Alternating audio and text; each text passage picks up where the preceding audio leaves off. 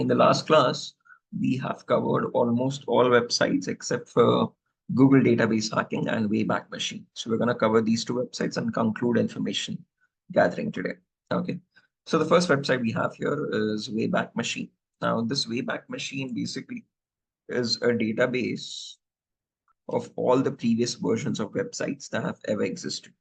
If you search for Wayback Machine, click on the first link here. You can use, yeah, anything. And you can see there's an input field here, a URL that you can enter.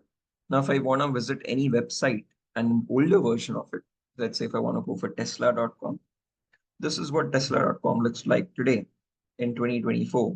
But if I copy this URL and if I paste it here, just www.tesla.com, and if I hit enter, now this shows me the entire timeline of Tesla's website organization. Okay, so if I want to figure out how Tesla's website looked like in 2019, let's say 5 years ago, I can click on 2019.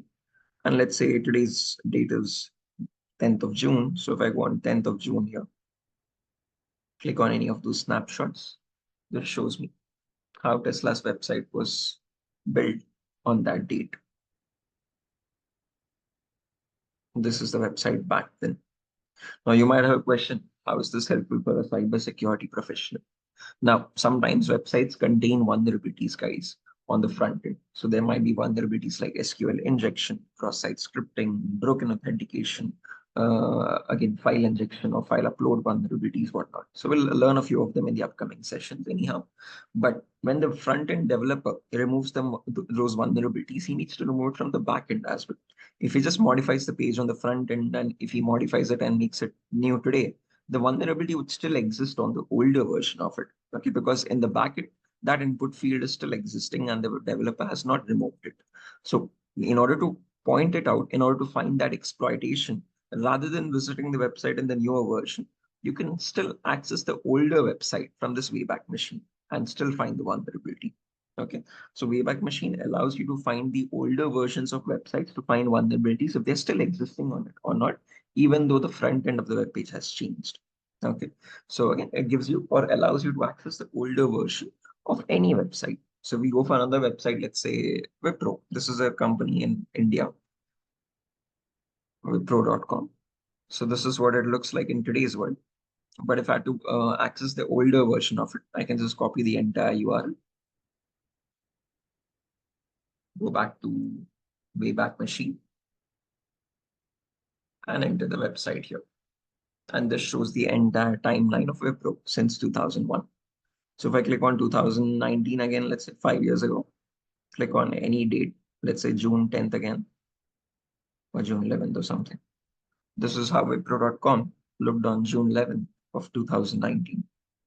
So as mentioned, you can access any older version of any website on the internet, and it allows you to find those vulnerabilities if they still exist or not. You can browse the entire website here.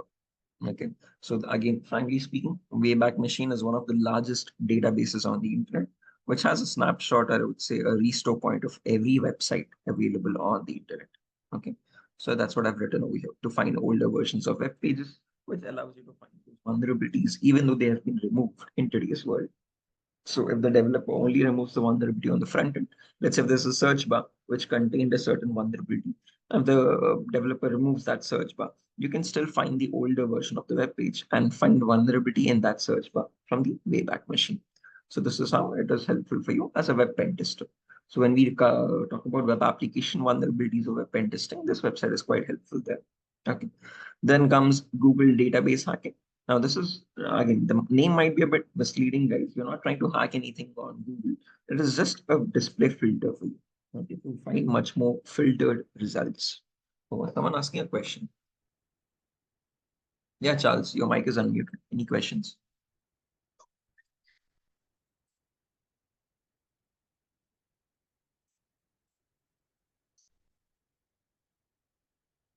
What? I didn't get you.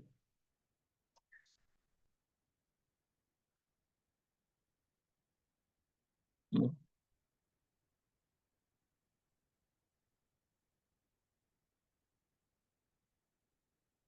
Okay. Right. Moving forward. So the next website we have is Google Database Hacking. So as mentioned, these are called as, in simple terms, Google Docs. So you can go to your browser and search for Google Docs. Now these are special Google search operators, guys, which give you much more filtered results. Okay. Oh, there's one more website here, 2024. Okay. So again, these are some important filters that you can use in Google to get some much more accurate information in URL, site column, index of. Okay. So again, these are quite important for us, file type. So let me show you an example. Let's say I wanted to download a book for hacking. So if I search for hacking books, I get tons and tons of books here. So I would recommend a few books to read as well. So let's say there's this book called Linux Basics for Hackers. Again, if you want to learn about Linux a bit more or a bit more in depth, this book is a good recommendation.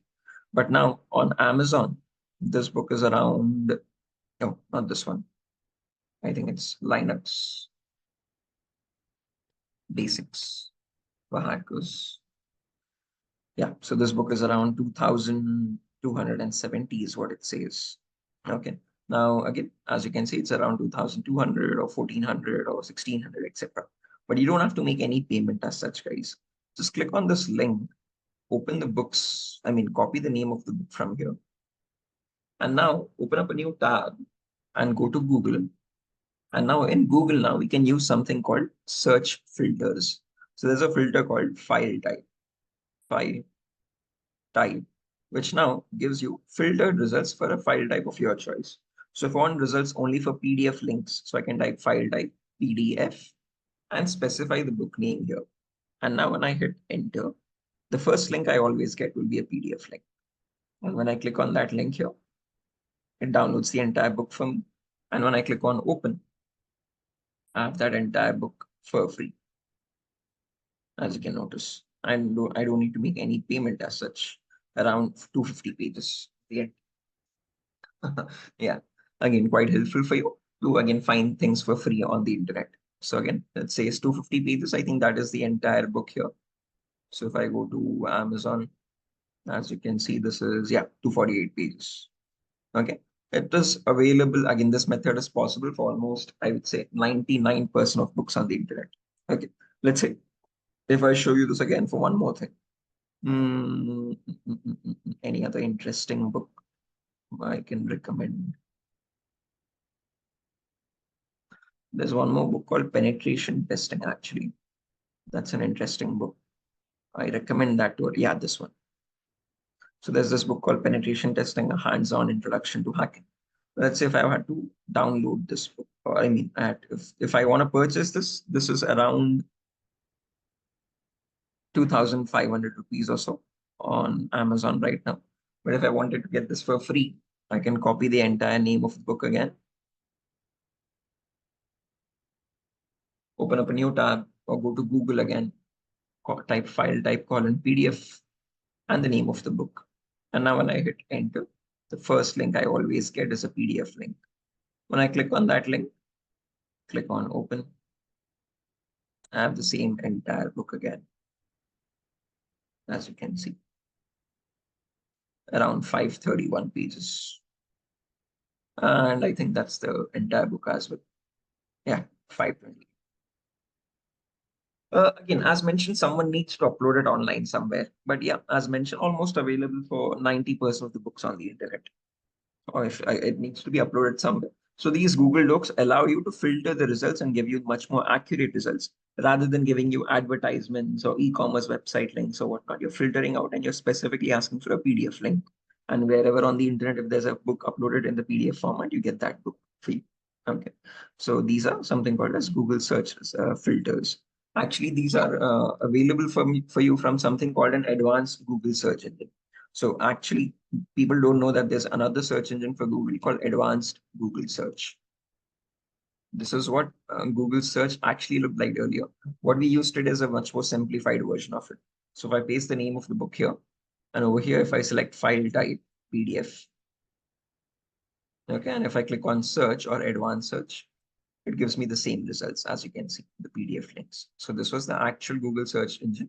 And when we do this, it is adding that special search query file type, if you notice.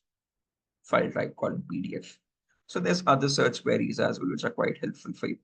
And again, so if you want, let's say, again, only links related to a certain website. Okay. So I can give site colon and give the site name. It only shows me subdomains or subdomains of that organization.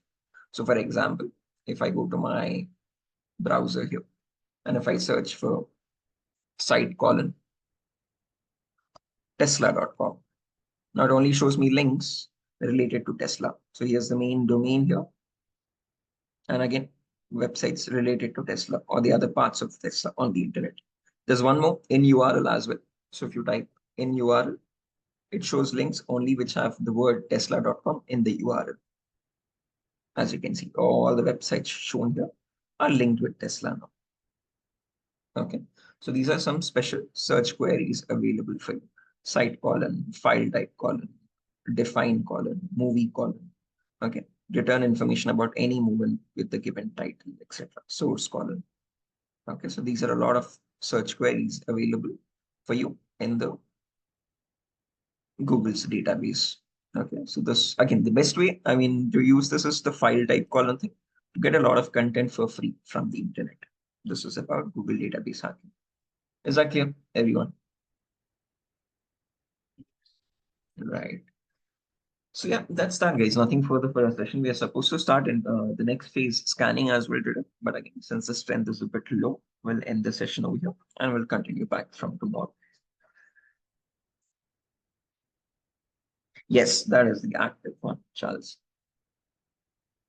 Sure. Right. So yeah, that's that. Let's exit the session here. Have a good day. I'll see you tomorrow at the same time.